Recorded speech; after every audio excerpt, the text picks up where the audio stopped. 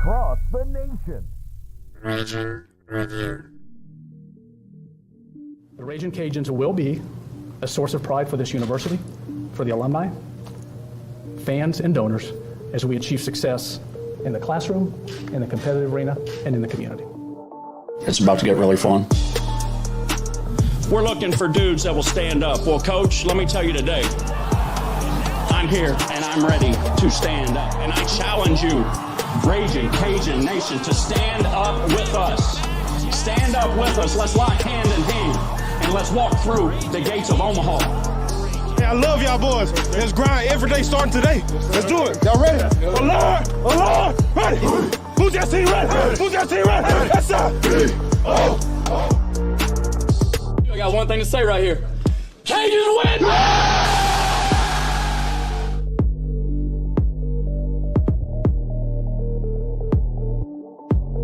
Ladies and gentlemen, welcome back to the Raging Review podcast.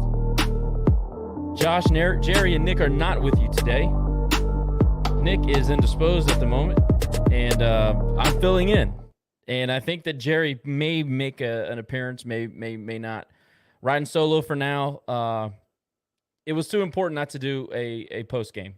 You know, anytime you play a big opponent, Power 5 opponent, you really want to get the reaction of the fans. I saw a ton of interaction on social media. I have plenty of thoughts, of course, and I want to get you guys' thoughts. This is one of those games where, you know, everybody watches. There's a lot of interest, so I'm going to lean on your comments tonight or this afternoon. It's weird not having a post game at night.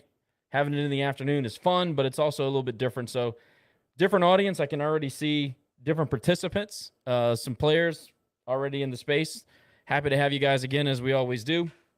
But I want to get into the game. Most importantly, you go on the road to a team that's been struggling, but you know they're well coached. You know, PJ Fleck is a proven commodity as a head coach. Minnesota has been ranked and challenged for a Big Ten Western or Eastern title just last year. Or maybe it was year before, but they've been in the mix for quite some time. It's a good program, has been for a long time. You got to recognize the opponent that you have, and we played with them as we expected to. We all thought we had the talent to be able to compete. I felt like we did that, especially in the first half. You got to be excited with, you know, you got 4 possessions and you turn 3 into points. That's something that, you know, you can hang your hat on, something you feel good about going into halftime. But before we start getting to the game, I just want to say, you know, you set the table. Minnesota on the road, first time Zion's in a ruckus environment like that. First time that our young team offensively is in a ruckus environment like that. You absolutely have to keep that in mind when you're evaluating what you saw on TV today. I thought that mostly we competed at a high level.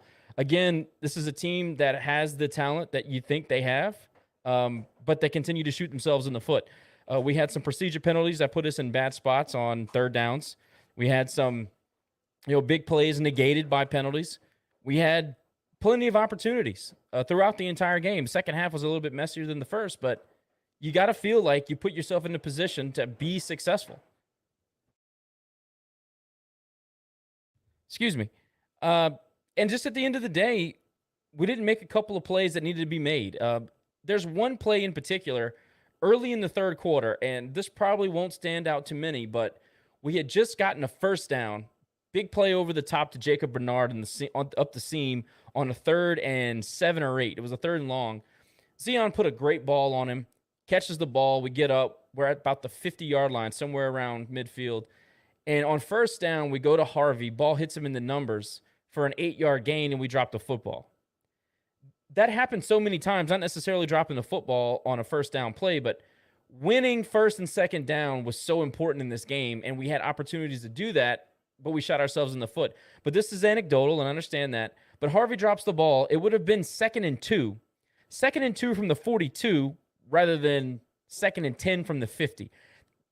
That the playbook totally changes. The opportunities and the options that you have totally changes on a play like that, because 2nd and 2, when you're coming off of a big play, hey, maybe you have the opportunity to go deep again.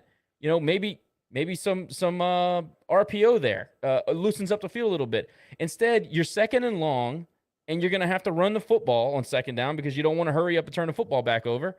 And as Nick joins the broadcast, Nick, welcome. I was just talking about early in the third quarter there when I think it was our first possession of the third quarter. Zion hits Jacob up the seam for that big play, 30, 40 yards. We're 1st and 10 at the 50. We go to Harvey on a hard slant and in, and he drops the ball. And rather than being 2nd and 2, we're 2nd and 10. So it totally changes the way we're going to approach that entire offensive series.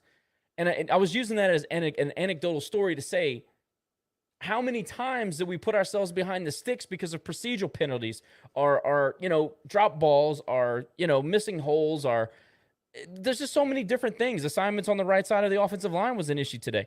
How many times do we have issues because of self-inflicted wounds? Well, I'll say it again, and I'll say it every week. It's a lack of attention to detail. I'm not going to say a lack of attention to detail. It's, I mean, how else can I put it without saying it's lack of attention to detail? It's the little things. And when you go into a game against the Minnesota where they're expecting to blow you out, even though you know you can compete, you can't make those mistakes. And we said going in, you can't turn the ball over. You got to be better on special teams, which we were a little bit better. I mean, they bailed us out on the first kickoff of the game, thank God. But hey, thank you so much for saying that, because look, you got to give it to special teams. It wasn't fantastic. It wasn't an A++. But it was better. But you can win with a special teams performance across the board like we had today. I mean, look, Leo kicked the ball out of bounds on that first one, like you said, and we got bailed out. So outside of that, though, I mean, look. It was better. I think it was early in or late in the second quarter. No, it was early in the third quarter where we kicked off to them. We kicked it to the 10-yard line, and they ran it out to the 18. Yeah. So juxtapose 18 to 35. Now, on that kick, they went 80 yards in 6 minutes and scored. That doesn't help my point. But what I'm trying to say is that you put yourself in a much better position when they have the ball at the 18 rather than the 35. And that's kind of something we've been talking about every week.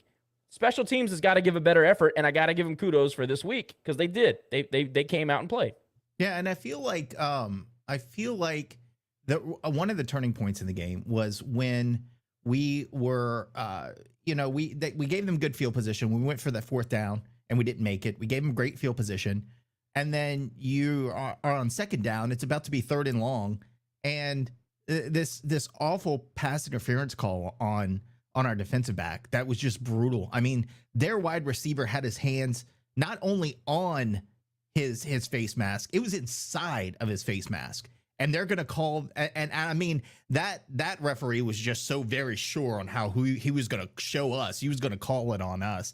I mean, it's sad. You go into those games having to play not only the team, but also the officiating. But when you see it, it's like, come on, man. Like, I'm not asking you to give me any preferential treatment, but there's nobody on the field that didn't see that.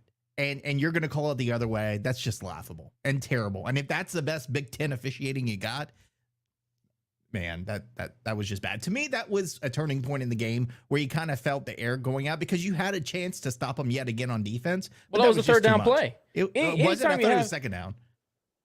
I thought it was third. It might have been second. I was watching with a bunch of people, so I don't know if I have all the details right.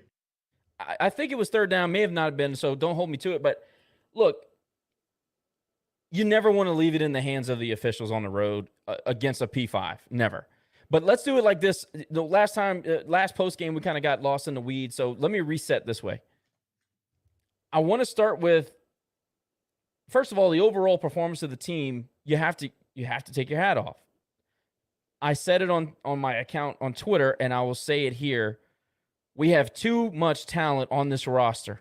Some of it's young, and I even said so. I said as much at the beginning of the show, where this is the first time this young offense has gone on the road in that environment. This is the first time Zion Chris started a game. Let me tell you something right now. If you're not impressed by how he played in the first half of that football game, I don't know what to say to you, because that was something special. A guy like that on the road, and look, I know they didn't get the turnout that they expected, but it's still a Big Ten crowd. You could still hear it on the broadcast. People were involved. It's still it's a P5 Big Ten road contest. And people can tell me how good they think Minnesota is. I'm going to tell you right now, based on the competition that they're going to see, they might win 2 more games. Agreed. I don't think they're very good at all. I thought that we beat ourselves way more often than they beat us. did I think that, and I thought this before the game started, we have an undersized, fast, athletic defensive line. That is the way we're built to win.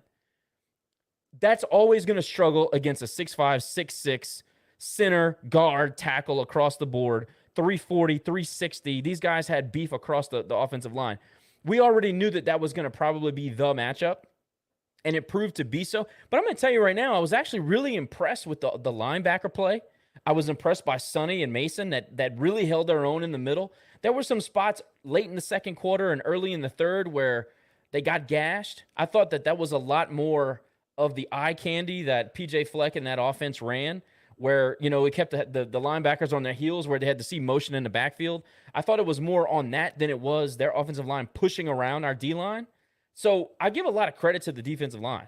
I mean, that was the way that they wanted to beat you, was line up and punch it, shove it down your throat.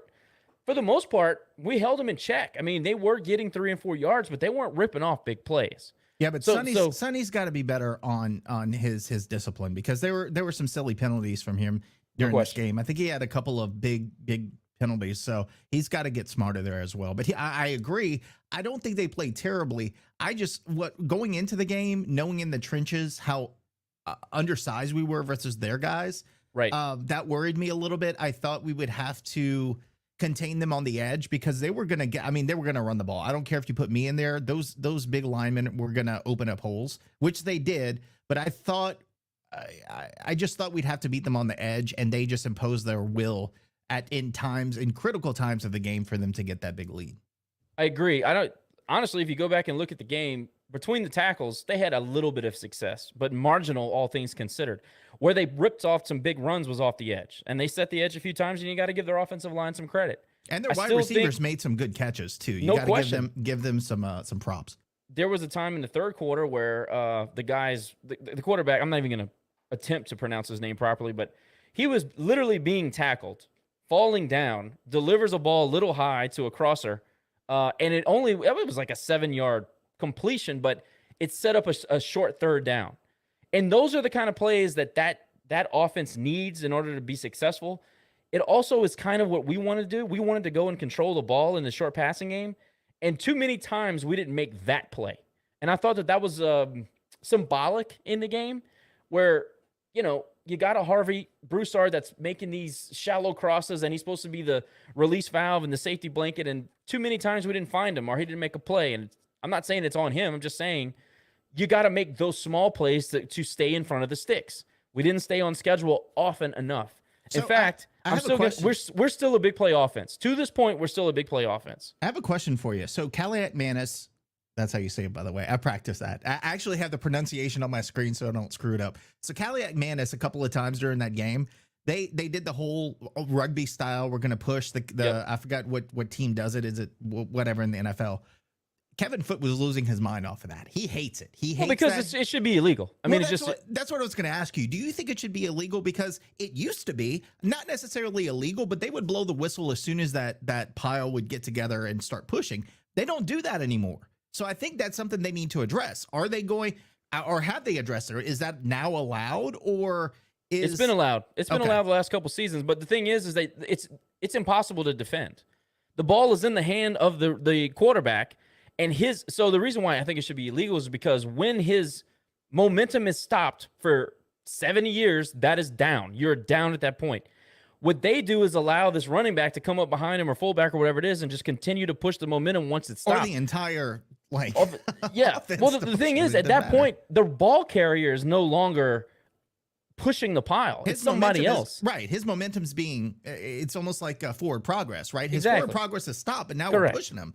Correct. So I don't get that. I think it should be illegal. I hate it. I don't know how many times they converted. Was it 3 times on third down by just lining up and pushing the quarterback forward? I was texting with one of my buddies, and I was like, anytime they're getting it, 3rd and 2 or less than 3, I mean, they're gonna get it, because they have 2 tons of weight pushing one guy across the line. They're gonna get it every single time.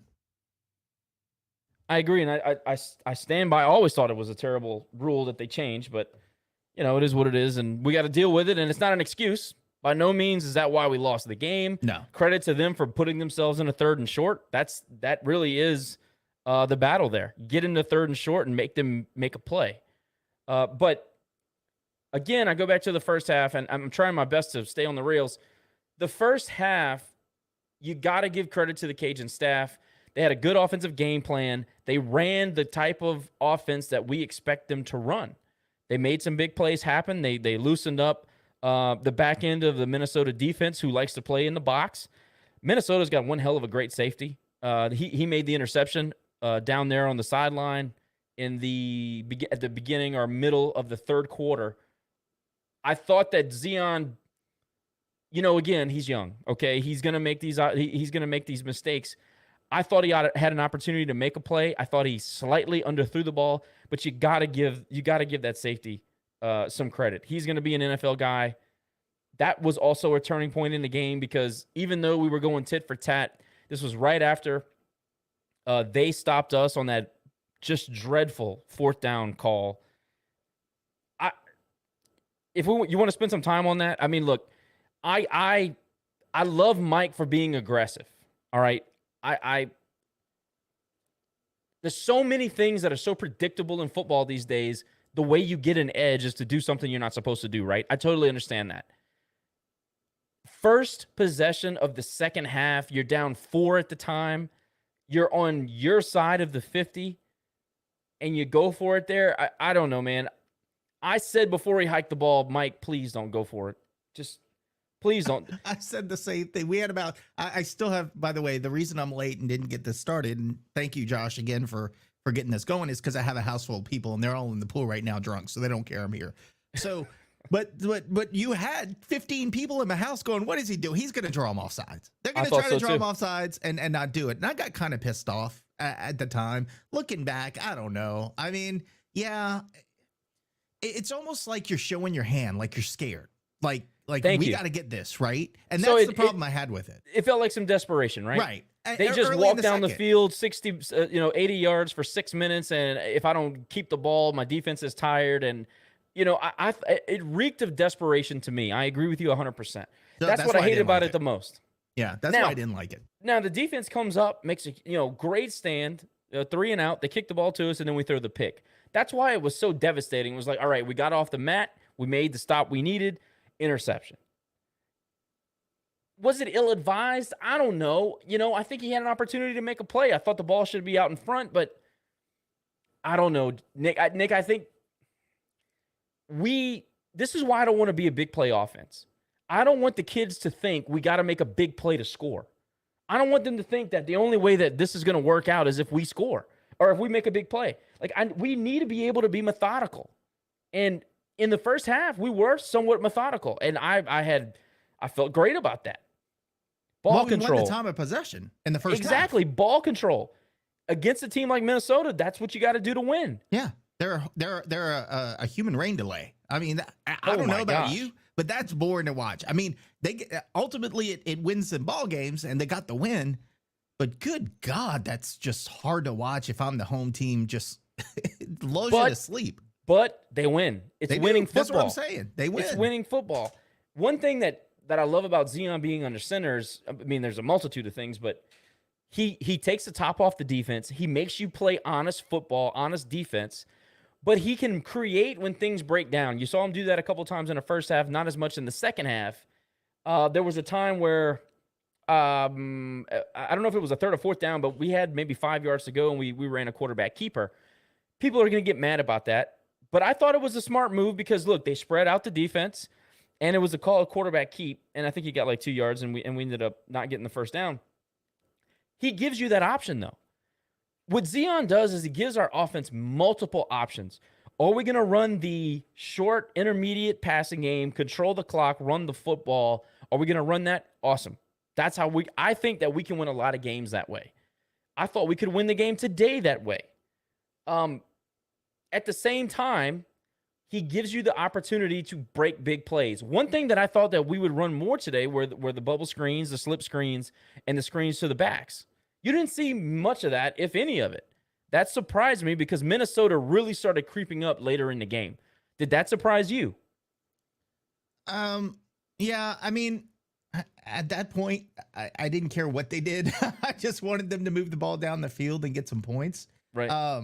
So did it, looking back, now that you're mentioning it, yeah. But look, you do have to give credit to the Minnesota defense. Like you said, I don't know that they're going to be more than a middle of the pack Big Ten team this year, but their defense is known for being really good. Joe Rossi is a really, really good defensive coordinator.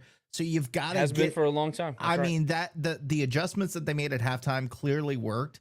And props to Zion, because after he made that second mistake, he he threw the ball. I mean, you almost had to tell him, dude, that's almost grounding, like throwing it into the second row of the seats. Like, but he made a point that he wasn't going to try to throw it away, because that's really when he gets in trouble, is when he's trying to throw it away. And I do think he's intending to throw the ball away, but he's having some brain lapses at that point. So I do appreciate that it looked like he recognized the problem and clearly tried to throw it to the students in the second row. And look, I appreciate that, and I'm here. I'm going to be a defender of Zion. I don't care what he does for the rest of the season. That guy was the best football player on the field for 3/4 of that game. Correct. 100%. He's going to make mistakes. He's learning. He's still diagnosing defense. He's learning the tree. He's learning a whole lot real quickly. All right, and I knew that was going to happen. This was a major test for Zion, and if you really stop and think about the majority of the performance, it's a win. Look, the rollout interception where he throws it to I think that was a safety that kind of crept up. You had Neal out in the flat, and then somebody else on a cross or on a stop. I don't remember who. Maybe it was Robinson that had stopped there. I can't remember the play, but I would have liked him to go down to Neal there, and not just because I always want to throw it to the tight end, but because that was probably the smarter throw. I know what he was. You can look at the play behind where he was, and you can see what he was trying to do. I totally understand it. I saw what he saw. I think that as he matures in his position and more reps and more time on the field, he doesn't try to do that. I think he takes the easy 4 yards instead of tries to rip off the 9. I don't hate it. I mean, I'm not going to get mad at the guy for that. Of course, you never want to turn the football over, but this is part of the maturation process, Nick. And we said it early when he got in there. We're going to have to live and die on this kind of stuff. But I'm going to say it again. He was the best football player on the field, period, for 2 teams for 3/4 of that game. And I will tell you, the Homer Big Ten play-by-play and color guy said the same thing. They said Zion Chris is the best athlete on the field right now. 100% he was. But look, social media is brutal. Trust me. I know. I get into it with TSAP fans all the time. But nobody on social media is calling him out on this because they know the deal. I mean, we've got knowledgeable fans that know this is a young kid that's getting his first start in a Big Ten environment. He's going to make mistakes. He made him last week. Nobody bit his head off. He made him this week. Nobody bit his head off. Now, if we're going into next season, the guy's still throwing interceptions, then we're going to have a conversation. But you clearly see the potential that he has. If he cleans that up, holy cow, that's going to be really dangerous. So, yeah, he's going to learn, and we said it from the beginning, and everybody knew it, and nobody is complaining about it. Don't complain about it, in 3 or 4 more games. But, again, next year, he's got to clean that up if he's going to be a year 2 starter. But, again, you clearly saw the most talented athlete on the field today was Zion Chris. The tools are there. The intelligence is there. The guy completely changes the way you defend this offense. It's not even a question anymore, and I don't want to hear anything about anything else. If we have a drop-back, pro-style quarterback in the game today, we lose 45-0. I'm kidding. I just don't think that we generate the amount of offense that Zion... Listen, Zion gives you 14 things to think about, and a typical stand-in-the-pocket type of quarterback gives you half of that. I mean, look, I'm riding for the guy because, we saw what we saw in the spring, and we said he should have been the day 1 starter. But the fact of the matter is now it's on tape. Now it is obvious. Now there is no going back. This is our offense. We got to grow from here. Mike and Tim have got to grow from here. I thought that their scripted first few were great. I thought that the second half, I thought they could have helped him a little bit more. Again, I'll go back to this. Look, yeah, exactly. Great. Carson's right on. We need more creativity in this regard. Give me a jet sweep here and there. I don't want to see more than 2 jet sweeps. I just want the threat of the jet sweep.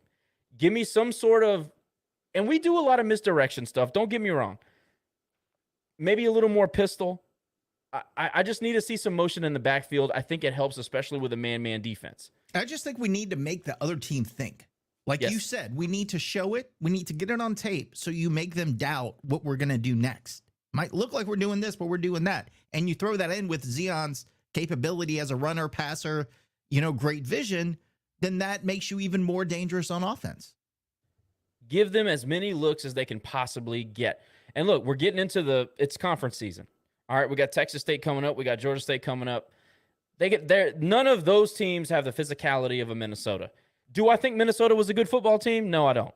I mean, I just don't. I've watched them play 2 other times, and I watched them play today. I think that without a couple of young mistakes, I think that without putting ourselves in a longer down and distance rather than 3rd and 2, we're at 3rd and 7, or we're 3rd and 3 and we're 3rd and 7, 3rd and 8. There's a few times that happened. The ability to keep the ball in our hands in the second half changes that entire game. And I think a lot of that is inexperience. I think a lot of that is just cleaning up details.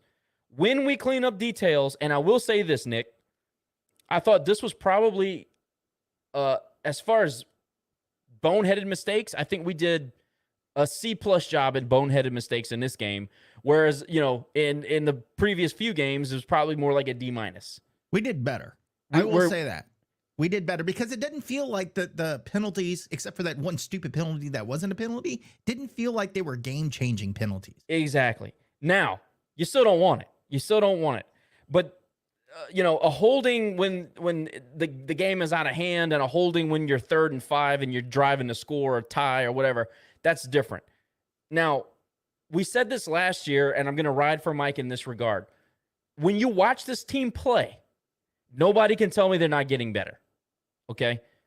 Last year, we got off to a slow start. There's a whole lot of issues that we had. We had cluster injuries on the offensive line, which, by the way, shout out to the offensive line once again.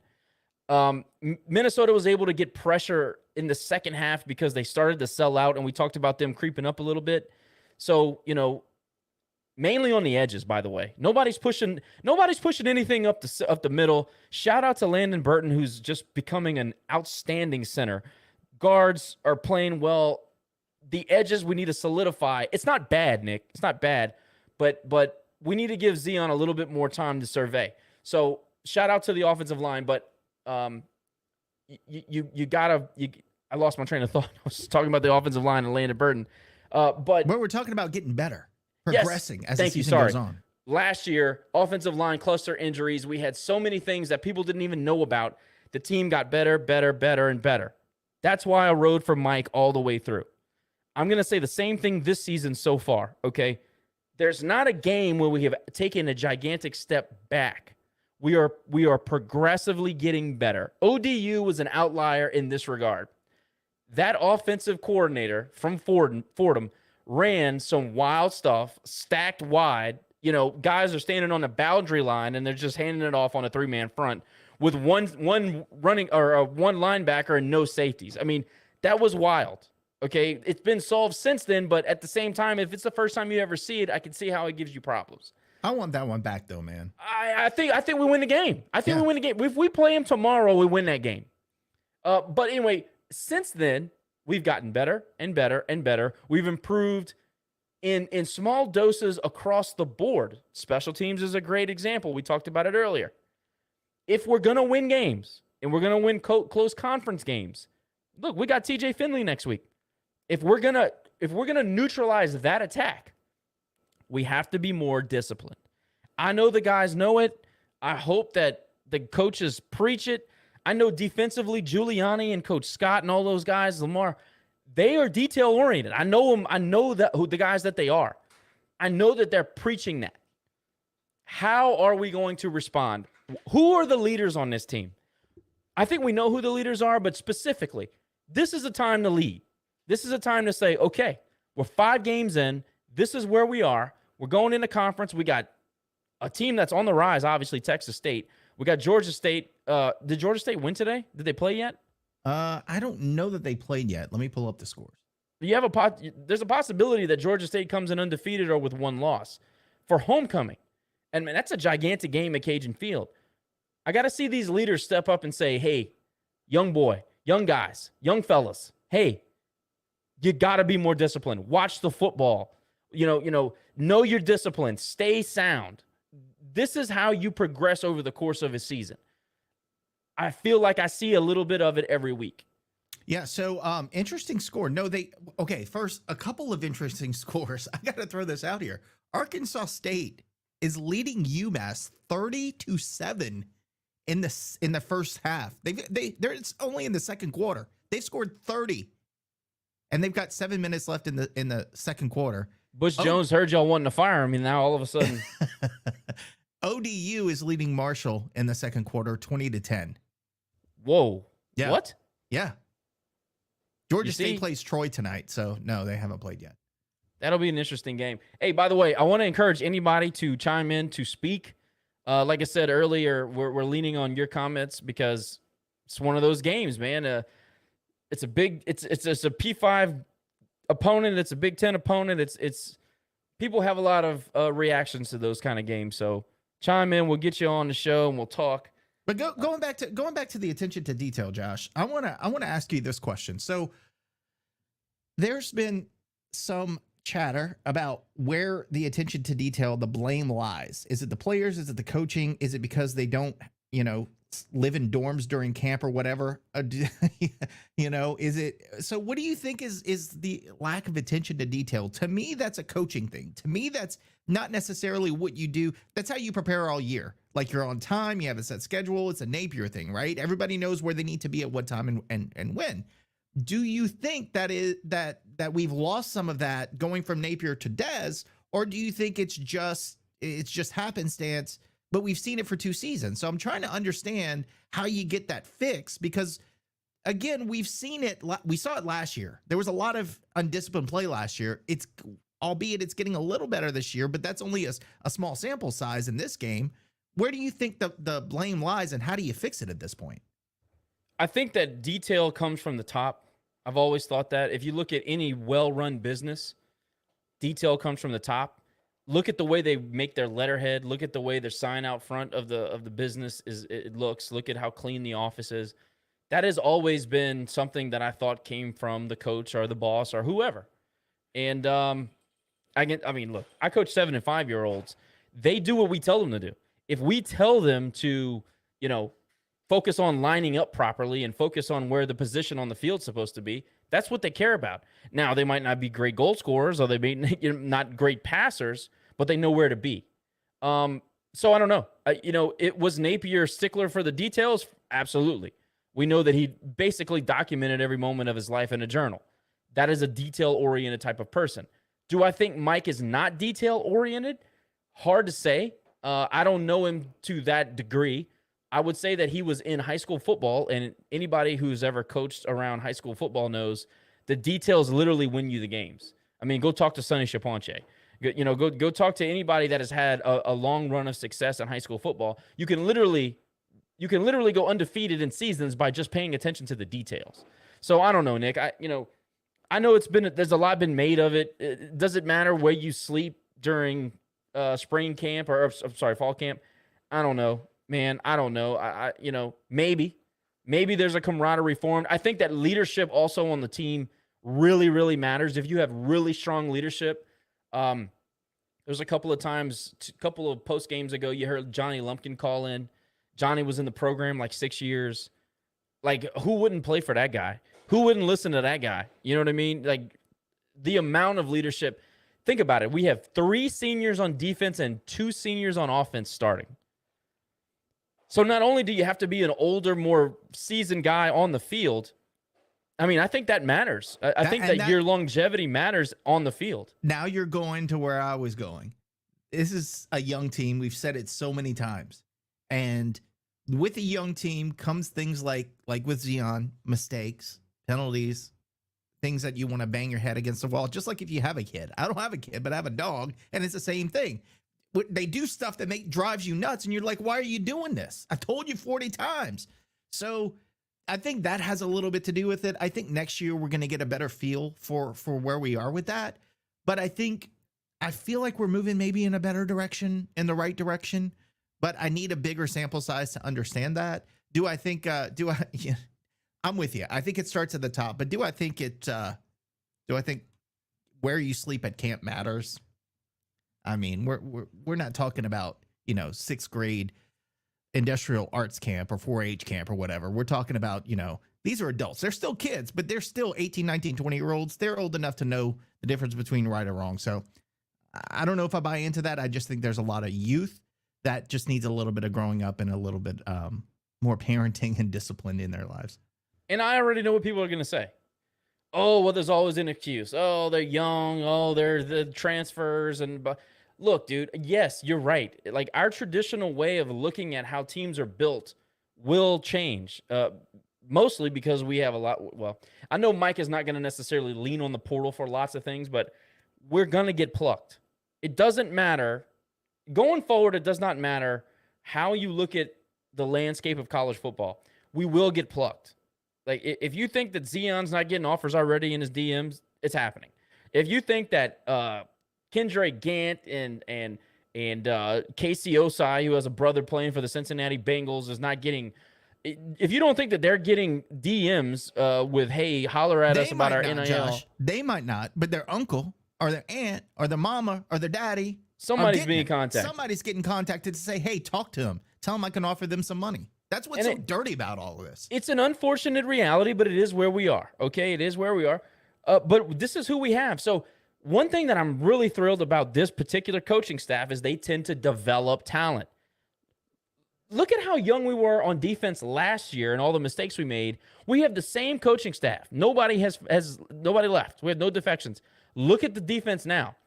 Now, today we got a couple of lumps. Some of it was turnovers. I get it. But the fact of the matter is that we're built differently, okay? We're not going to have a lot of Minnesota-type offenses in the Sun Belt. We are built to win a Sun Belt title. We're built to win a league championship. The way that we're going to do that is by being lean, fast, and smart. That's how we're going to play defense. Today we got a little bit pushed around. It is what it is. That's going to happen. You can't build your team to beat everybody in Division I football. Bill Belichick used to build the Patriots to beat Peyton Manning. He just so happened to beat everybody else because beating Peyton Manning it just so happened to make you a good football team across the board. We don't necessarily have that type of deal. We're not trying to play 31 teams. We're playing 131 teams. So it is what it is. I'm not excusing the loss today. I thought we should have won. I thought, I had one of our great followers and listeners, Chris Lano, who used to play for the Cajuns. He said that Minnesota was the better team today. I totally disagree with that. I told Chris publicly, so this is not anything that, this is not a private conversation. I said they weren't a better team. They beat us on the line. Their offensive line and our defensive line was a mismatch based on how we were built. Even with that said, we stood up and fought. We stood up and fought, and we kept our own for a big portion of that game. We beat ourselves with untimely penalties, turnovers, and just not capitalizing on a couple of opportunities. That team wasn't better than us. I think they played better than us today, honestly. No, they executed better than us. They executed. That's a better way of saying it. Correct. And that's it. There's so many games that's going to come down to that. They executed better than we did. When we played UAB, Nick, we weren't miles better than UAB. They couldn't execute on offense. They couldn't execute on defense. We just so happened to execute everything that night. When you go out there and look, again, I'll go back to the anecdotal story. Harvey Broussard has a ball hit him in the numbers on 1st and 10 from the 50. And instead of being 2nd and 2, which totally changes the options of the playbook, it's still 2nd and 10. That is execution. That changes a football game. Yeah. And I think, again, I will look back to it was a size mismatch in the trenches, but we still held our own. I won't say that we got totally dominated up and down the field. At some points, they especially those rugby style plays, they kind of, whatever they wanted to do at that point, they were able to push across the line. But I think as a whole, I'm proud of the team that went in there today in Minnesota. I hope they're not hanging their heads today. I don't think they are, because I think we had opportunities to have a different type of turnout. But look, again, when you're playing these teams on the road, or really for the rest of the season, any team on the road, it's going to come down to a few key plays in that game that really change. I mean, we talked about it. We talked about that awful PI call. We talked about Harvey dropping the ball. It possibly when at the first drive when Zion overthrew Meagle in the end zone, that could have been a game-changing play that we don't score. That's it. But we did. We ended up scoring. But it's those, there are so many little things in the game that really change the whole complexion of the game. And today was a microcosm of that. You saw that a couple of different times. And if you execute on some of the things that we failed at and don't have turnovers, we might be having a happier post game. But I'm not holding my head down today. I'm proud of the guys, how they represented the university, and I look forward to the rest of the season. I'm also proud of the effort, and it needs to be said, I'm proud of the effort, but I also know this team well enough to know they're not into moral victories. They wanted to win a football game when it was 17-14 going in a half. I know that. You could see it. I mean, the effort was totally there, Nick. By the way, anybody who wants to speak, please request. We'll get your comments in. Mr. Jimmy, the floor is yours. Thanks for requesting, sir.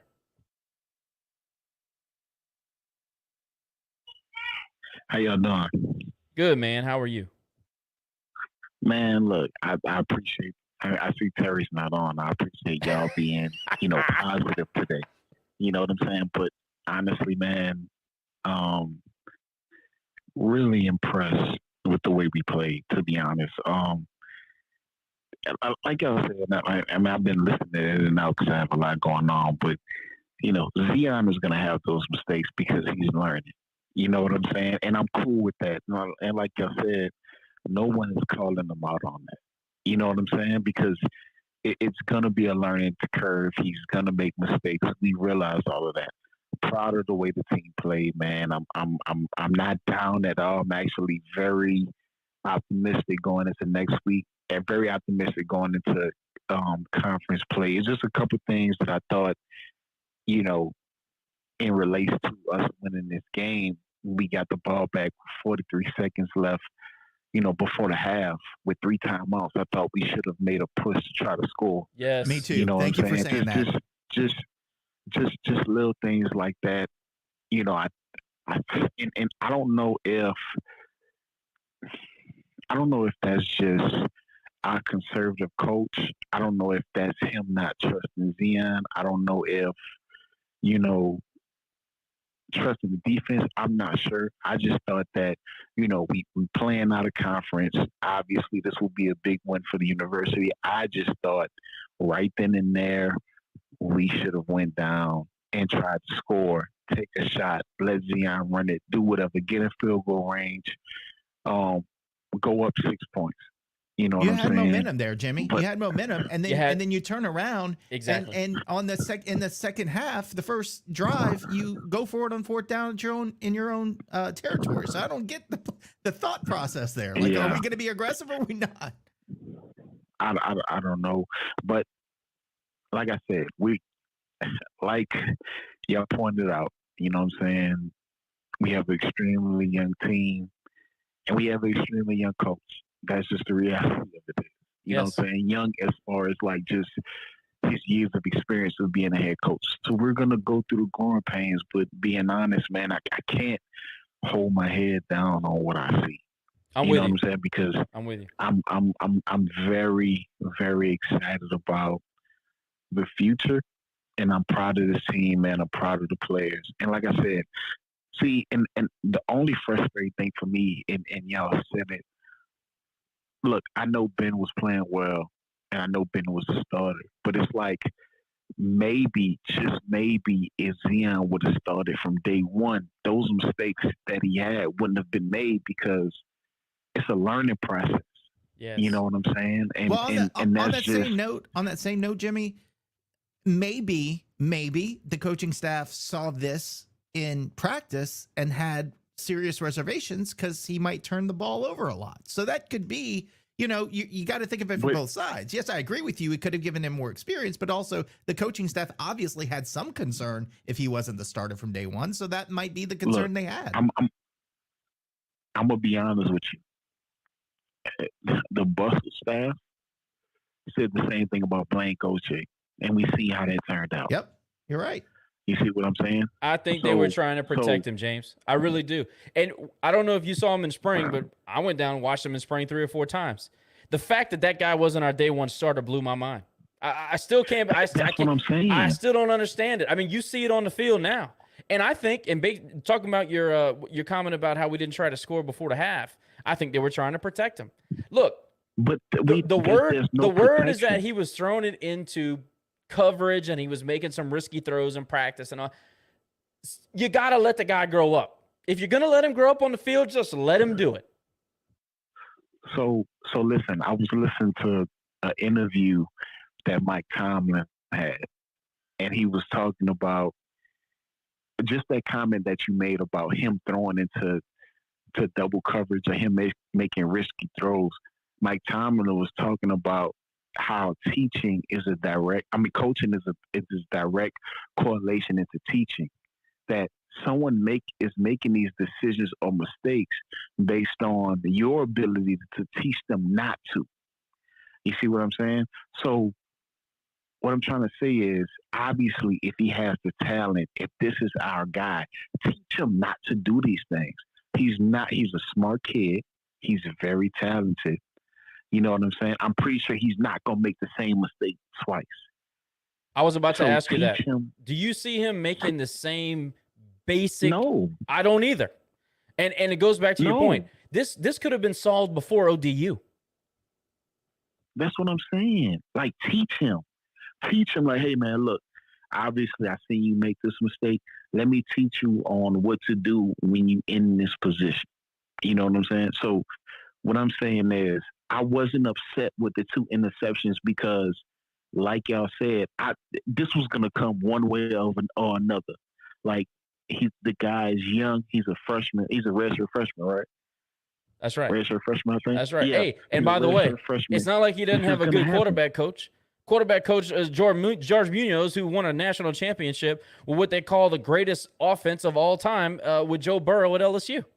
So he's being coached by one of the best, based on what the critics say, he's one of the best that ever was. So there's no way you can't coach these basic issues out of him. It's just reps. It's just reps. And that was my entire argument starting the season. If he's going to grow up, just let him grow up. And I hate saying this, man, and I probably shouldn't say it, but Munoz was the same guy that was starting Chris Mason over Blaine Goshen.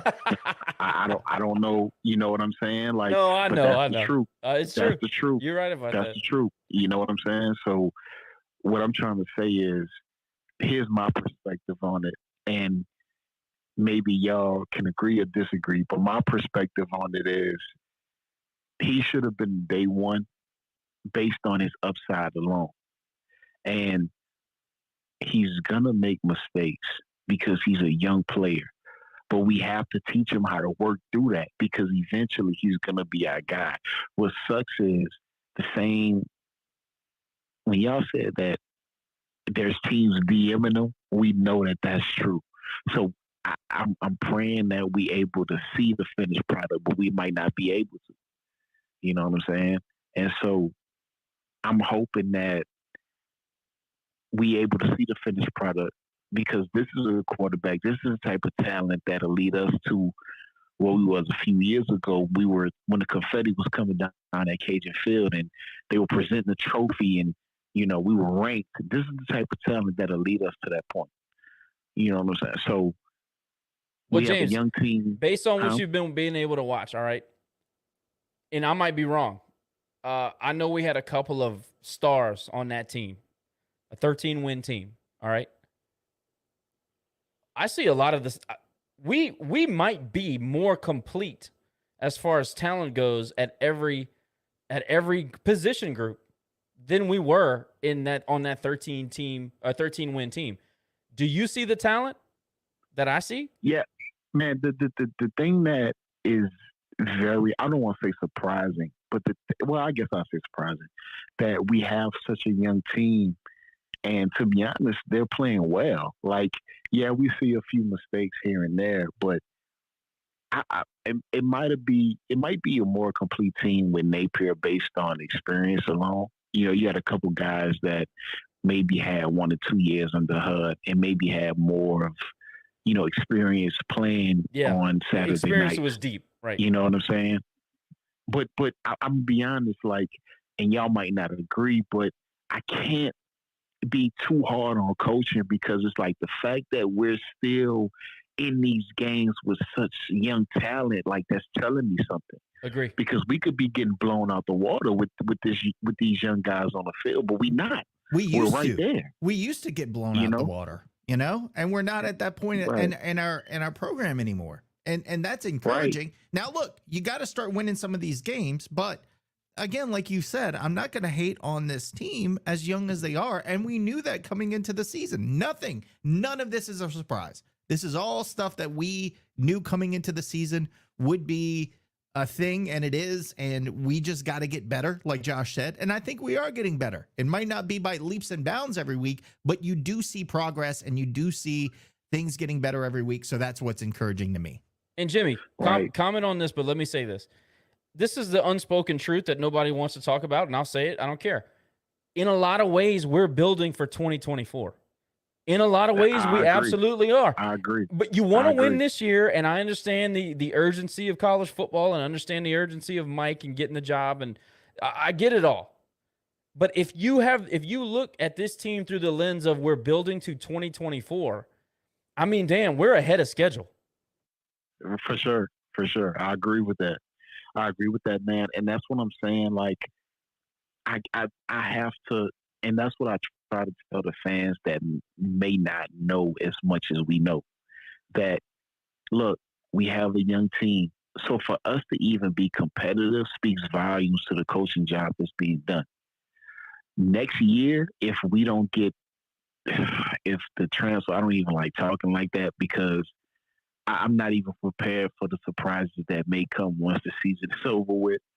So I'm hoping that doesn't happen. So we're just going to speak to it just being we have the same team going into next year.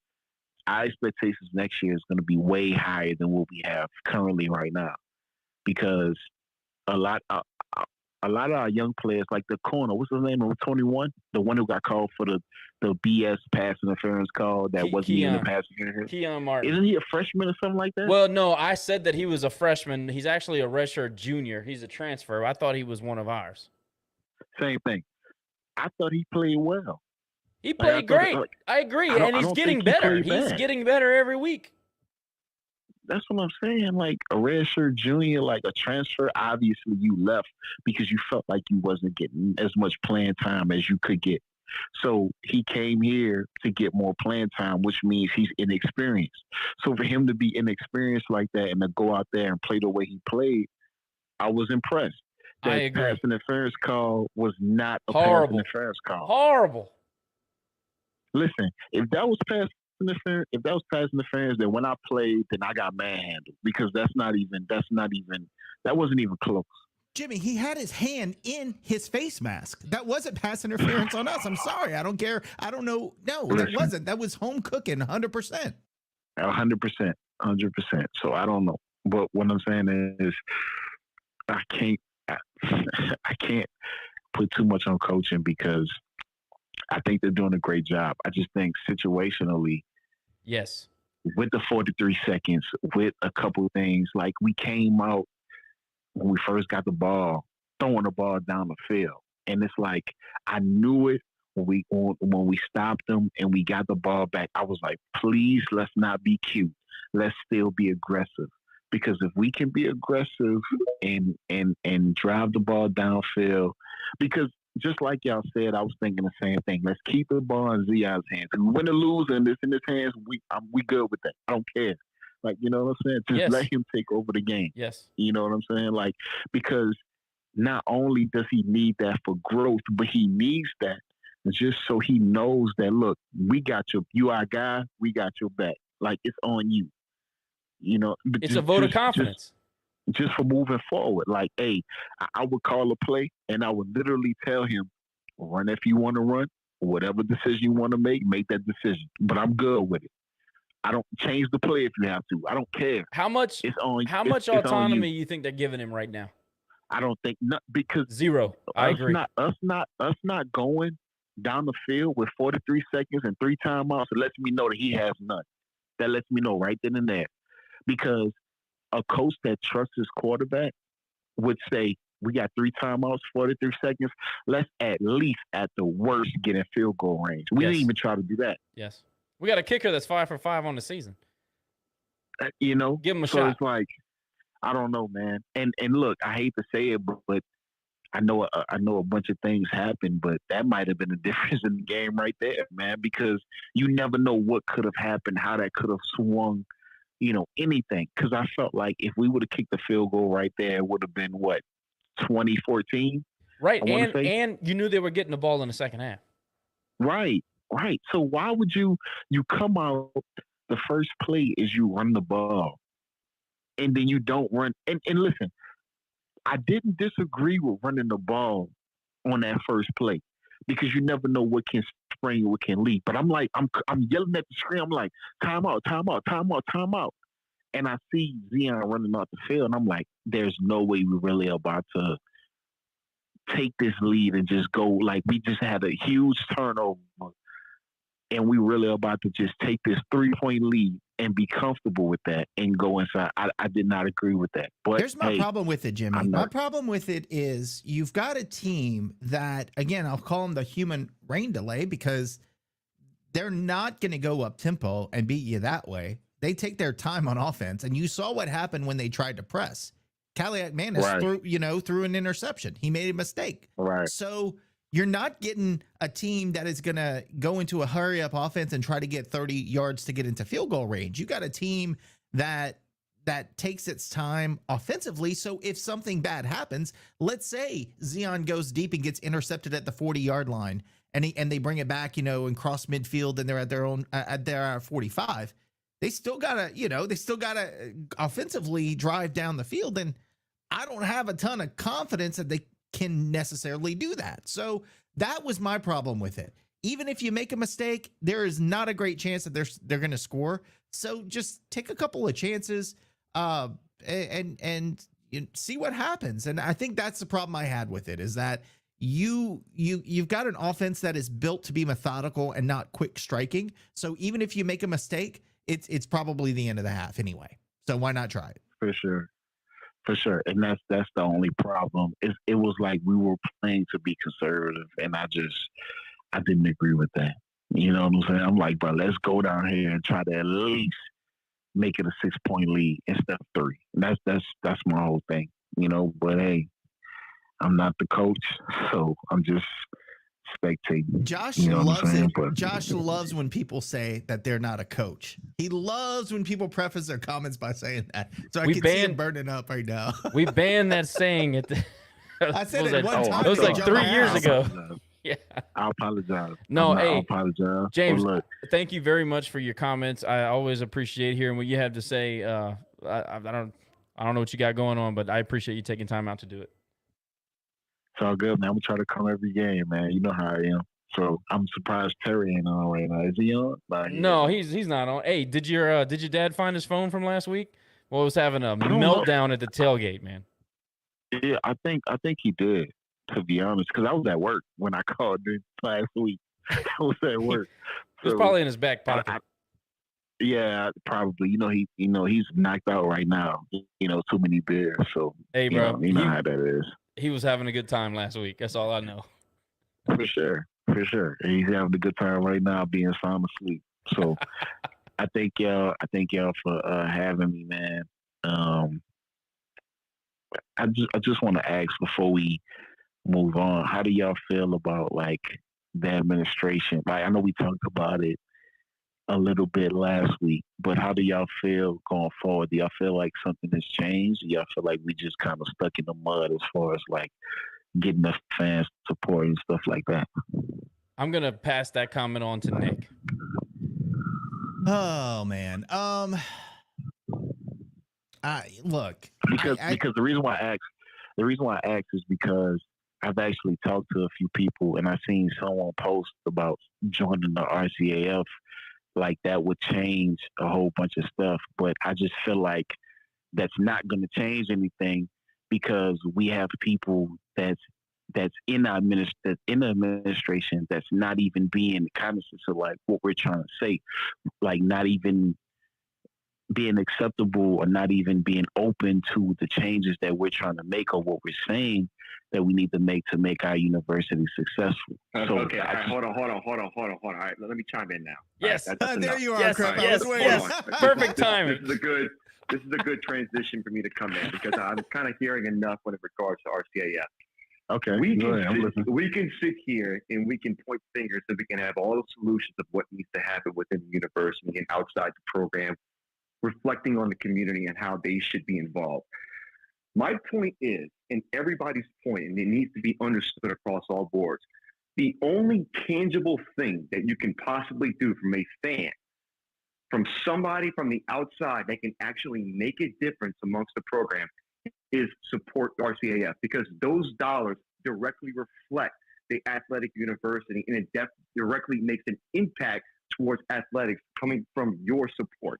It's the only tangible thing outside buying a season ticket or a regular season ticket that you can do. And when you don't join RCAF and you consistently come on these podcasts and you're pointing fingers of this needs to happen, this needs to happen, we got to do this, we got to do that, you're nothing but a coward to me. And it's got to stop. It has to stop. I'm not going to bite my tongue about it anymore. Join RCAF, make a difference. And maybe Terry's not on right now because he's joining RCAF. I have confidence in him. It's very possible. Now, let's get to the game, okay? As far as the game, the reason why I say Minnesota was the better team, and Matt, I think you were making my point without trying to make my point on accident, and that is when you have a more dominant offensive line, somebody that can come up and just with an identity can say, we're going to do this, we're going to do that, we're going to push the ball down the field. To me, the game's already over. A dominant offensive line running the ball at will really changes the entire dynamics of a game. And I just think they had that over us. Now, I think our offensive line, we played well. And I'm not saying that if we were to switch offensive lines, their offensive line comes to ours and ours goes to theirs. I think their defense along their front seven and along their defensive side of the ball was big enough to kind of handle us on our, as far as us trying to make a push from our offensive line. So I think that was the big difference, and that's why I say they were the better team. I think they could have just ran the ball on us at will, and I love the analogy that Nick gave earlier as far as who they are. I mean, they have an identity. That's who they are. It's boring. I'm not going to lie. I'm not going to wake up on Saturdays and say, oh, yeah, I'm going to grab a beer, open up a can, just watch Minnesota football. No, hell no. It's ridiculous. But that's who they are. And kudos to them for over the years establishing who they are. We know who they are. And I think with Zion coming into the bowl for the past several weeks, we are slowly starting to establish an identity for us. Now, the second point I like to make, and that's one that I agree with, I think everybody across the board, is the decision at the end of the first half to not try to get something going. And my point is, with 45 seconds left and 3 timeouts, and overall, I think Mike called a very good game. I was pleased with the overall play call. And listen, I heard Nick and Matt, and look, that's your opinion, and I respect your opinion because I really don't think there's a wrong opinion when it comes to the 4th and 4 or 4th and 5, whatever it was. I can get where you're kind of on the side. Don't go for it, punt it. To me, I was more on the side. Let's go for it. I'm okay with it. Wait. I'm okay with Why? that. I want to hear your rationale behind that. The reason was because I just thought they were having our way with us defensively. And I just thought that the game was ultimately going to come down to a shootout.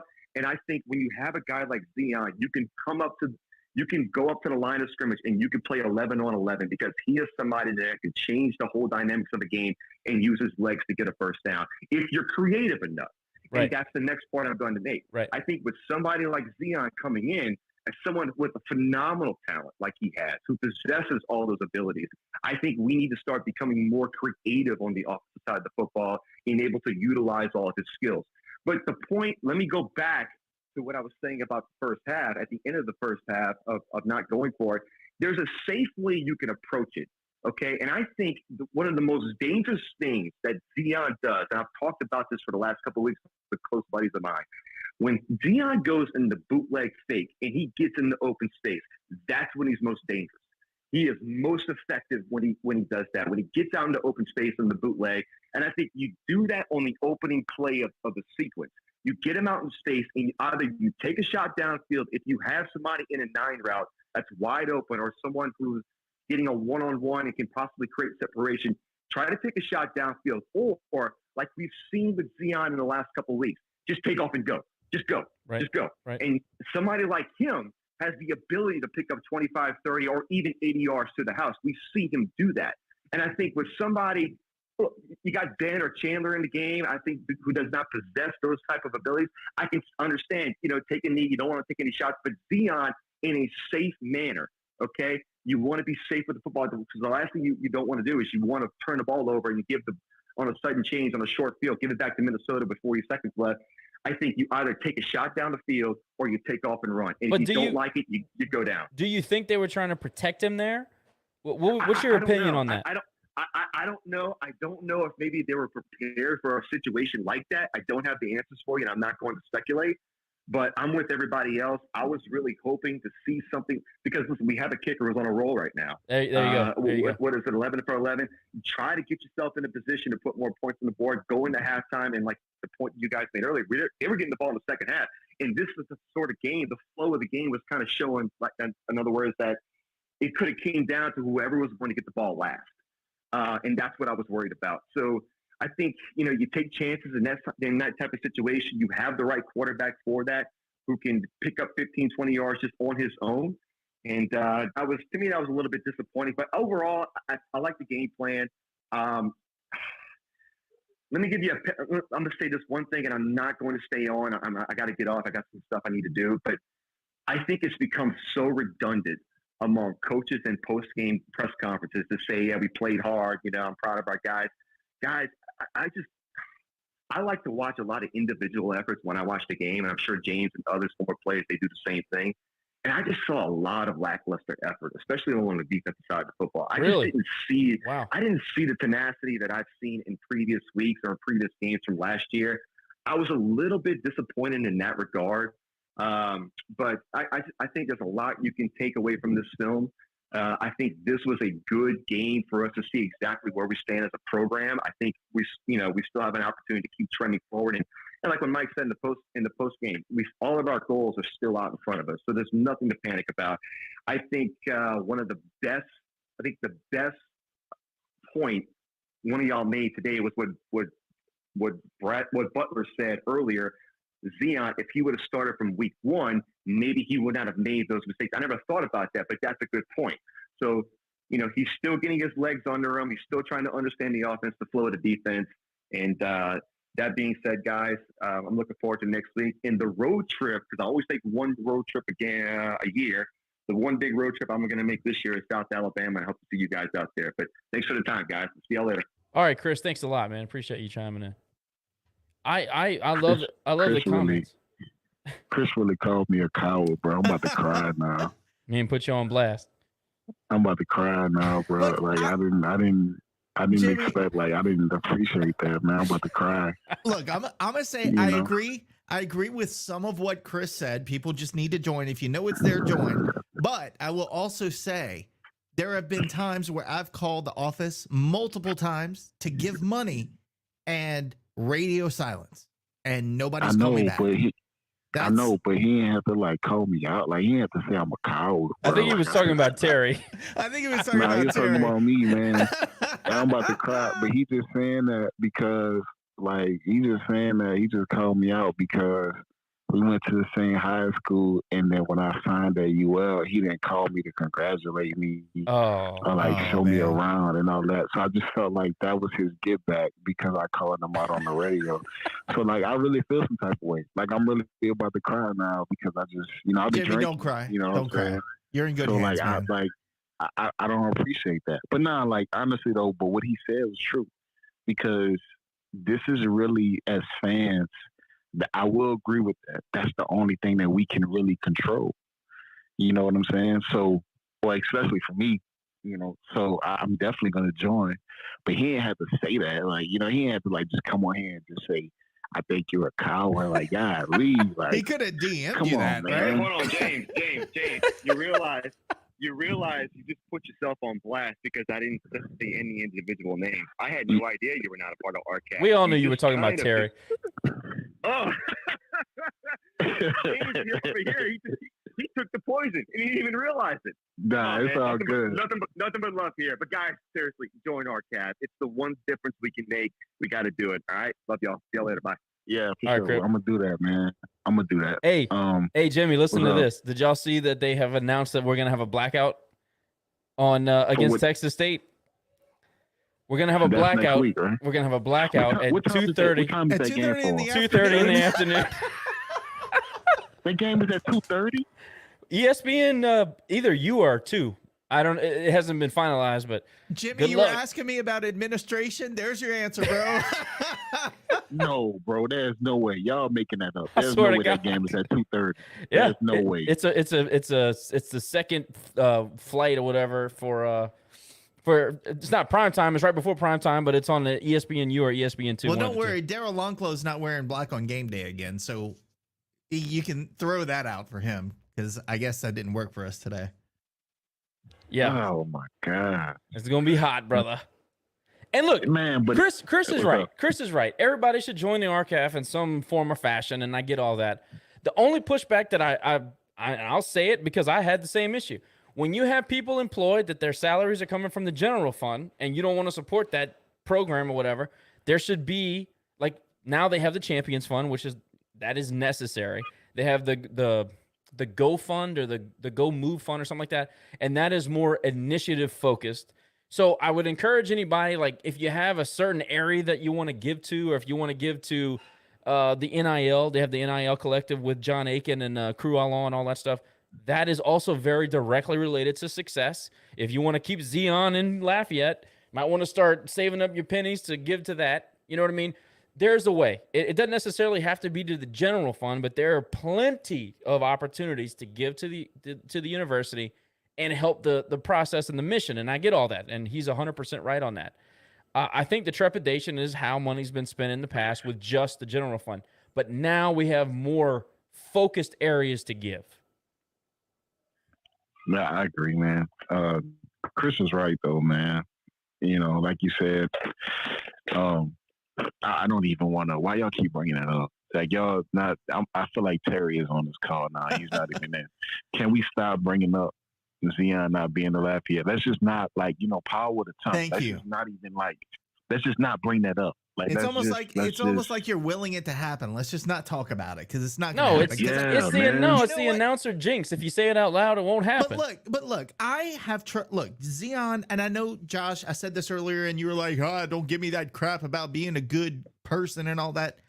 I think Zion God is. forbid I want to be a good person. I think no, but I said Zion is a good dude. I said Zion has great morals. I like the way he carries himself, and I don't think we have to worry about it.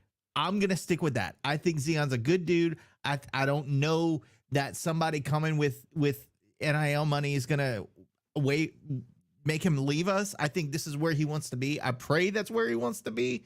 But I think Zion's a good dude, and I think he's gonna deal with all that crap. And I have So faith. if Napier be like, "Hey, Zion, I got 1.2 for you right now." That's Come be it. my starting He don't quarterback." have You think he 1.2. ain't gonna go? Napier, they trying to get rid of Napier. Napier's done. I know, last but week, okay, last week he was all the right. savior. But, hey, this week he's. Kiffin got 1.2. Kiffin got 6.8. They get listen. You also got to live in it's coming. Mississippi. It's coming.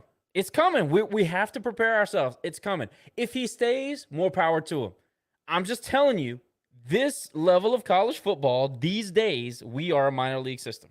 He's I hope we staying. get him for Y'all 2 more missing it. He's years. staying. Y'all Damn it. missing it though. Y'all missing it though. It's not even him.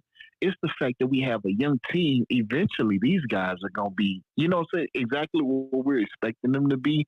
They're gonna become. So they're gonna be picked off too. Like Well, that's I know just we where had a we guy. at right now. That's we where we're had at. a guy on here for an interview, less than 6 months ago, and next thing you know, he's playing at Tulane, of all places. Yeah, man. So whatever. Look, I'm not mad about it. Look, happiness is slave I to am expectation. pissed about it. Happiness is slave to expectation. You have to reevaluate where we're at in NCAA football, and this is just where we are.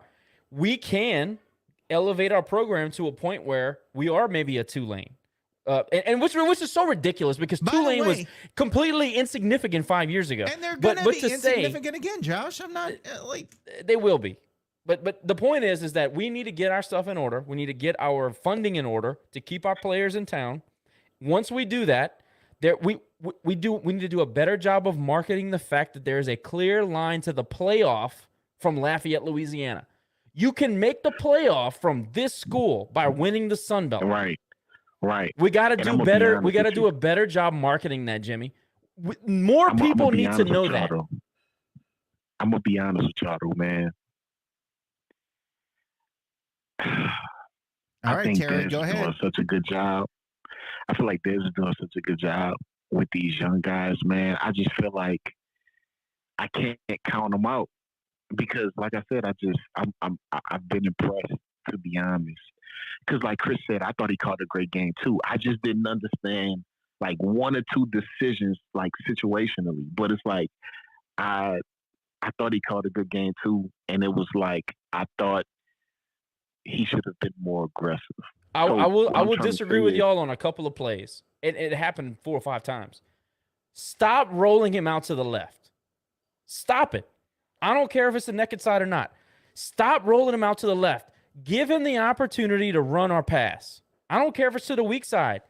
Roll him out to the right. Roll him out to the right. Too many times we rolled him out to the left and the play was totally dead. That's my only issue, that and not going for it at the end of the second quarter. And we did that with Ben too. And we did it with Ben too. Man, because I feel like if you just roll them out to the right, you can better game plan for that though. Like, but Jimmy, I just feel like, and also this, if you roll him out to the left, he wants to make a play so bad. You can see it when he play. You can see it on his film. Right. He will throw it across his body. You're putting him in a bad position. Roll that man out to his right and let him make a decision. Give him 2 options. Right. If it's not there, run. I don't understand why that's so difficult. And look, I'm not an offensive coordinator. I get it. I'm just saying, look at Nick. Nick gave me the look. You can't say that. You're not a coach. I don't understand. You're limiting his options when you roll him out to the left. I don't get it. Man. I don't get it.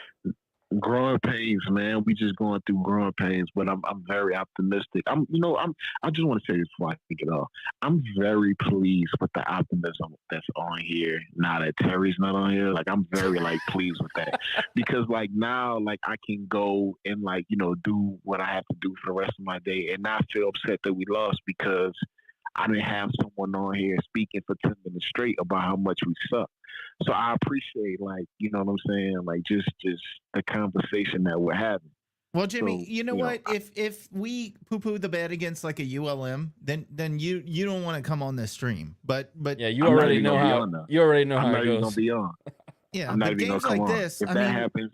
I mean, look at the fact, and one thing that Crippa said something, and it made me remember that at some point in the game, and I think it was later in the game when it was still a little bit close. I think Draylon had if he wasn't tackled by his shoestrings, he'd have been off. It'd have been 6, and the game would have either been tied or we'd have been ahead. So it was that close, man. It was that close. It really was just a couple of plays away from us taking the lead and its whole momentum. So there were so many things that happened in the game that really changed the course of how it ended. But you can't be upset with that. You can't be upset with a young quarterback. And I think, again, as Josh said, we're getting better. It might be in minute details, but as long as we see progress, I don't think anybody on this podcast is going to complain about it. I'm going to be honest with you. I plan on getting the coaching at some point. Zion could have went out there and threw 17 interceptions. I don't care. We either going to win or die by, what you're doing. At that point, we're gonna it's on you, bro. Whatever you want. Like I said, if I call a pass play and you want to run it and you want to change it, it's on you. Because not only are you that talented, but psychologically, I need you to let you know that I trust you. Yes. To do whatever you need to do. Yes. So it don't matter what mistake you make, with a young player, it's imperative. With a young player, that's so important, especially with a quarterback. He needs to know that you have the confidence in him to do what he needs to do. So I don't care if he went out here and thrown 7 interceptions back to back. It don't matter. I don't think we would have been we would have been upset, but it's if he'd have thrown 7 interceptions back to back, Jimmy, you and I would be out here being. Well, yeah, but at the same time, his point is well taken, though. You know how bad social media is, especially in the Cajun Nation. Look at the podcast. Y'all can't see the comments, but all of this is mostly positive. Look, this is a different. People understand this is a different talent. This is something I mean, honestly, in my lifetime, we haven't seen. Maybe Blaine, but Zion's better. He has more tools than Blaine did, and I love Blaine. He just has more tools. So I gotta give a shout out to the fan base for actually recognizing what we have here. Yeah, man. I'll be honest with you. Zion is one of one. I say that. The only thing with Blaine is he was shorter. You know what I'm saying?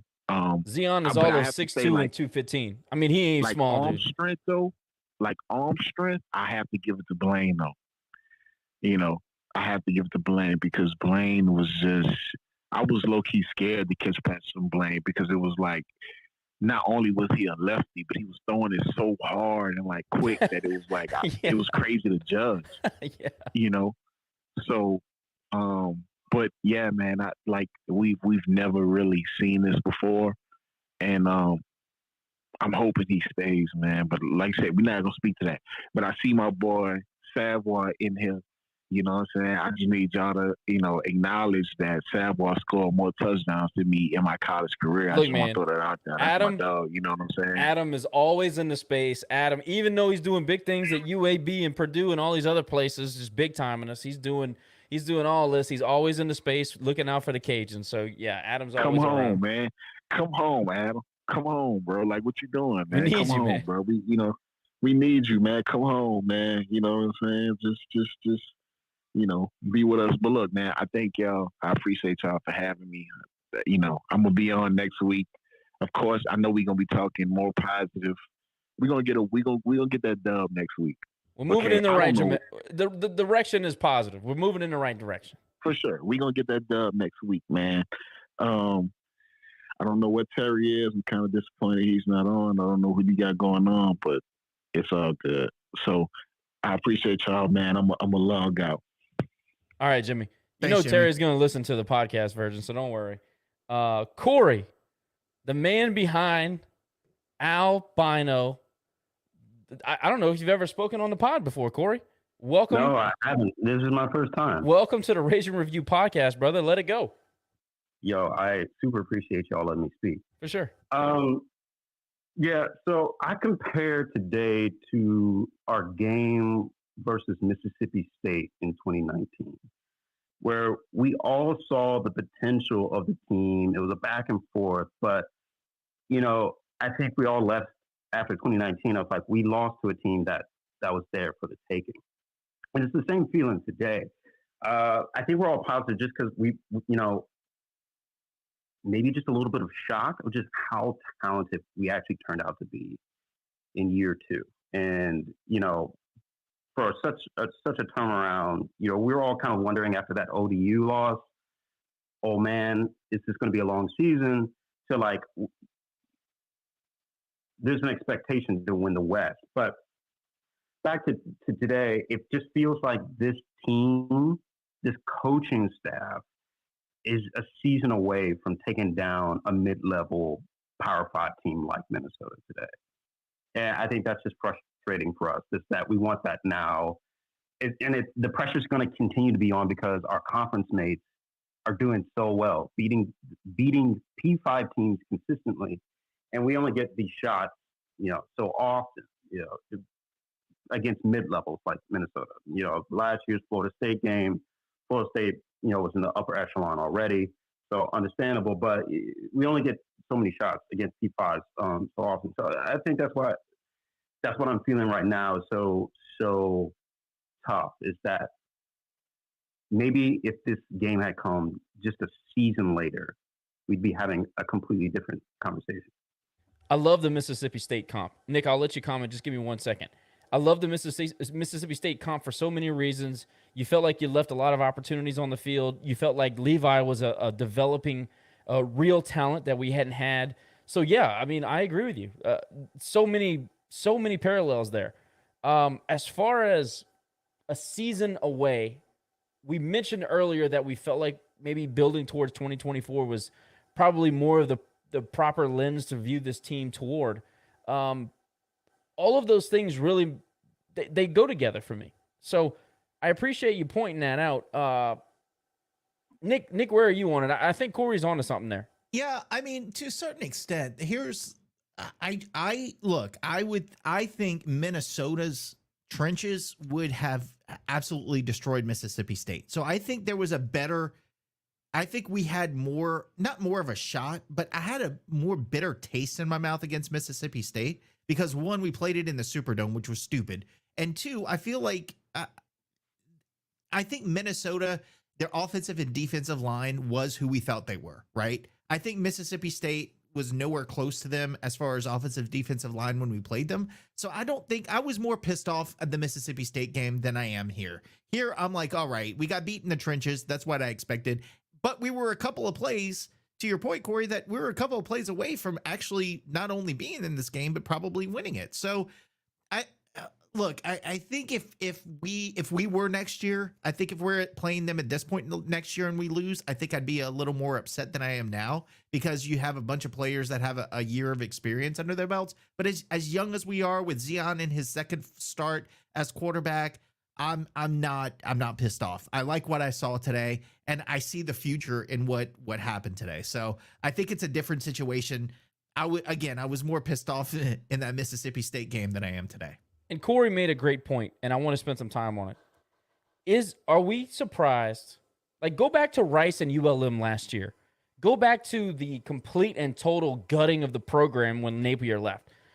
Are we surprised with how phenomenally talented and developed we are across the board?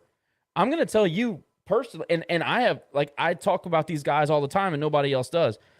Coach Giuliani and Coach Scott, two of my favorite coaches on the defensive side. I think that they're fantastic developmental coaches.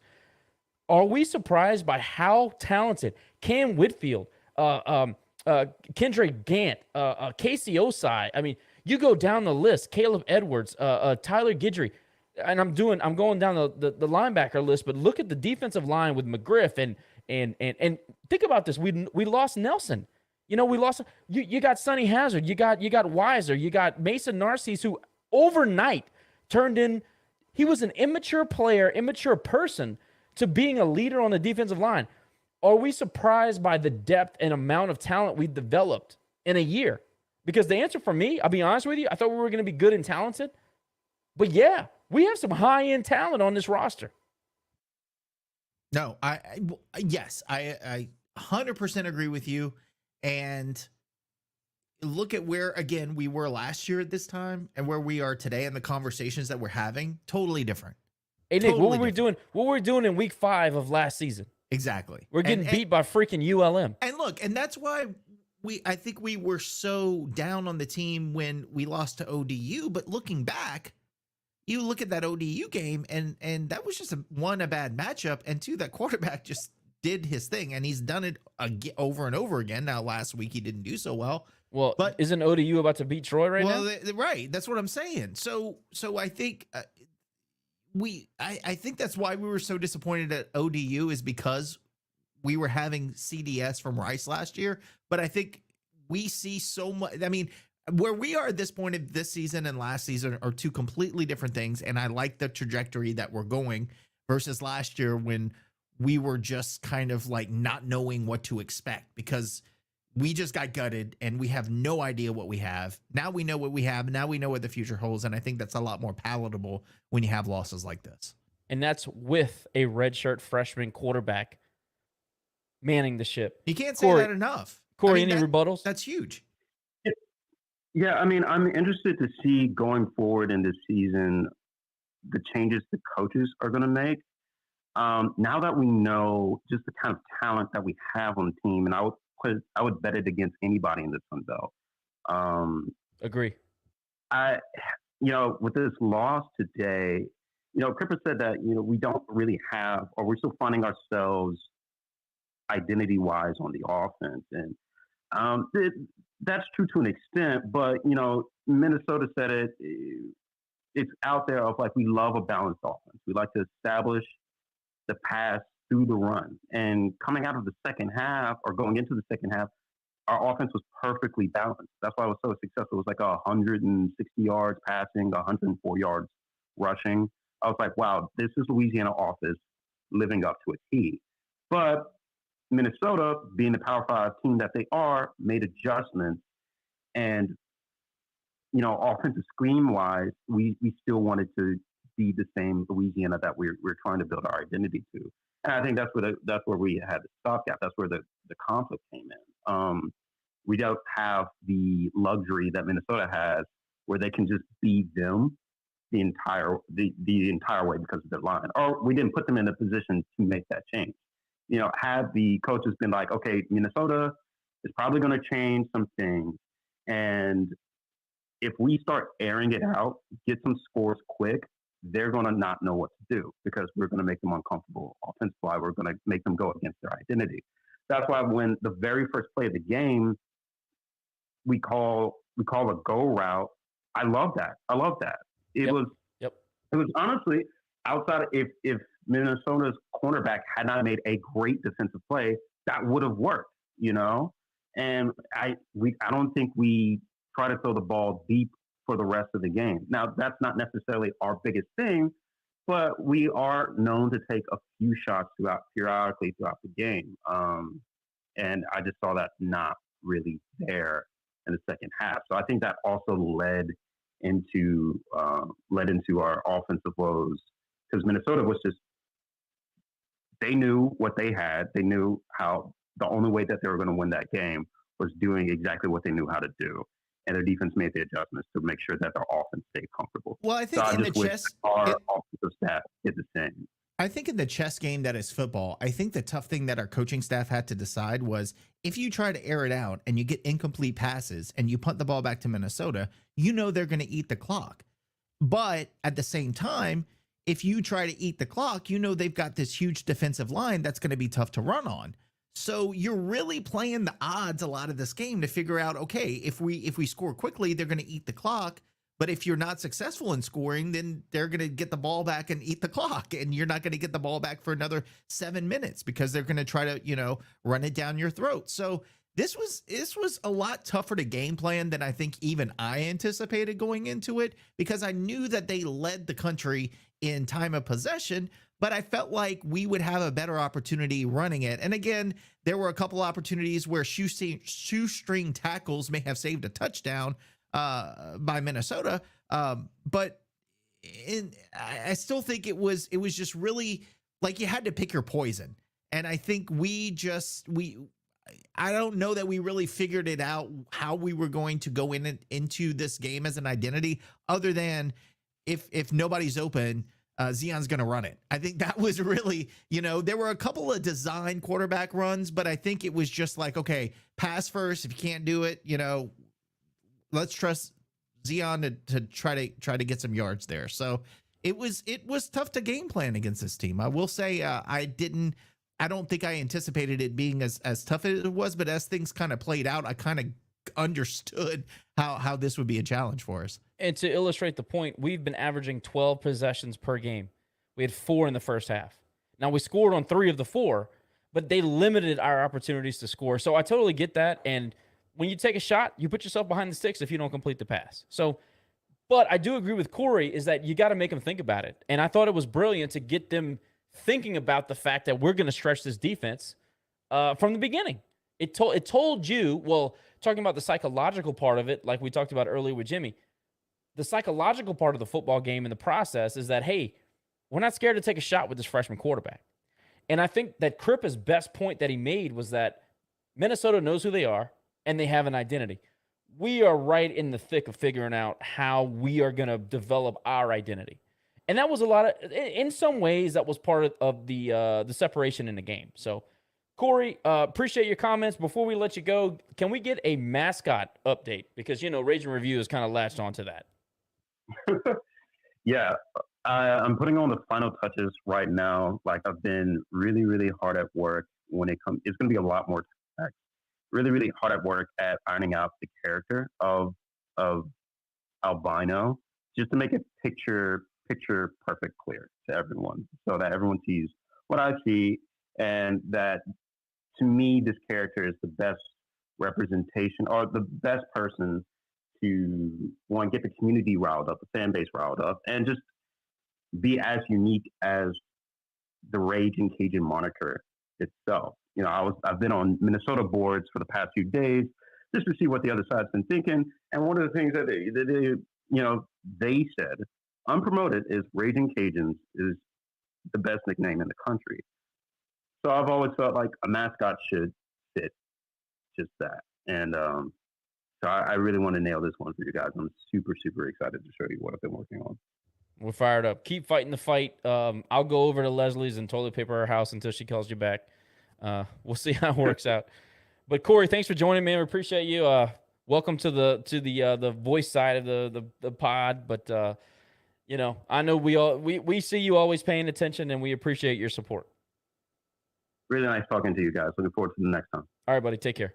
Wouldn't it be great to get, you know how they have those AI things that like predict what things will look like or all that? It'd be cool to see albino in like an AI design, like in real life, what albino would look like. It'll look like Ray Audemars. I did not expect that to come out of your mouth. Hey, if you have any comments, folks, we see a few people still left in the space. Please request to speak. We'll get you on. It's been a lot of fun hearing from everybody so far. Overall, look, it's a loss. Nobody wants one of these moralistic, hey, yeah, we played hard things. I know the boys wanted to win. We gave ourselves an opportunity to do so. Didn't work out. I still think the arrow points up for Dez and the boys. That's just where we are. We're still figuring some things out, and we're just gonna have to be okay with that for a few weeks. I said it at the beginning of the season. I still believe it now. I think that we're a much better team in the second half of 2023 than we are in the first. And I really think that if there's not something in the back of your mind telling you that we're projecting to 24, you're not viewing this team properly. We gotta remember where we came from after the departure of Napier. At this time last year, we were being embarrassed by Rice and ULM. Now we're competing with Minnesota, who, no, I don't think they're great, but they are a legacy program that over the last, 12 years, they've been a very viable program. And they're your typical Midwestern, big offensive line, big defensive line type of team. And we held our own. We're a few plays away from being right in that game down to the end. You can't question the effort from the team. You can't question the talent. We got to clean some stuff up. We got to stop beating ourselves in many ways. I'm not going to sugarcoat that part. That's for sure. But look, we are where we are. We have a game against TJ Finley and Texas State, who we own, but are coming for blood. And we got to get ready for that. And the very first thing that the coaching staff needs to do is watch the tape, burn the tape, right? We got to move on to Texas State. That's the very most important thing. Conference that's the rest of the season, and that's what we need to be looking for. We're 3-2. We lost to Minnesota 35-24. We put up a good effort, but here we are. It's Texas State, and that's all that matters now, Nick. I was more pissed off at our performance in the second half against Buffalo than I am against losing to Minnesota. I mean, I'll be honest with you, because the effort was because it was 31-7 in the fourth quarter. Right. So, I agree with what you said. I think it's an upward trajectory from here. And look, we got to protect the house. Part of that is showing up to the game. Yes, so, indeed. Again, bring your friends, encourage people to show up. Our town, our team, make that mean something, and support the Cajuns, because we got some guys who are playing some really good football right now, and it's going to be a fun game next week against Texas State. We got to protect. I think we're 8-0 against them. We got to be 9-0. We own them. We especially own them at home. Everybody, plan for Saturday to be a big event. Go tailgate. Get ready to go and cheer on the Cajuns. They're going to need it. It's going to be exciting. TJ Finley, former LSU quarterback, so all you LSU fans get to go see an ex-guy. And I know you listen, so I don't even want to hear. Don't write me. Let's pack Cajun Field. Let's get the students involved. If the administration will leave them alone and let them tailgate. Please subscribe, rate, review the Rage and Review podcast. Facebook, Twitter, IG, LinkedIn, Tumblr, Reddit. I'm making stuff up at this point. Support the guys that support you. Go out and see the Cajuns play Texas State next Saturday. Thanks for joining. We will see y'all for the preview Tuesday, Wednesday-ish. And until then, for Nick, for Jerry, ooh, that looks good. Go Cajuns.